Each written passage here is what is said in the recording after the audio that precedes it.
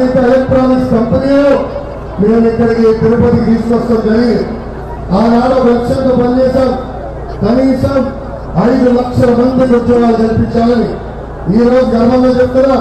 ఇదే తిరుపతి కేంద్రంగా 50,000 మంది ఎలక్ట్రానిక్స్ కంపెనీలో పనిచేస్తున్నారు.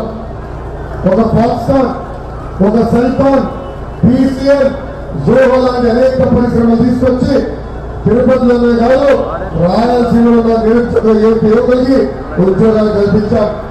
కానీ 2019 ఏం జరిగింది? రాయలసీమ బిడ్డ కూడా వచ్చాడు, ముద్దలు పెట్టాడు, అందరం మోసపోయాం. రాయలసీమకి పట్టిన క్యాన్సర్ గడ్డ ఆంధ్ర రాష్ట్ర ముఖ్యమంత్రి వర్యులు జగన్మోహన్ రెడ్డి గారు. రాయలసీమ ఒక్క ప్రాజెక్ట్ పూర్తి చేయాలి.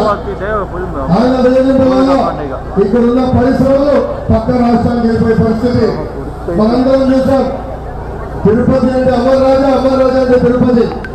అలాంటి కంపెనీలపై అనేక రివ్యూ చేశారు, యజమాని ఇబ్బంది పెట్టారు. ఈ రోజు వాళ్ళ ఎక్స్పాన్షన్ పక్క రాష్ట్రానికి పంపించే పరిస్థితి.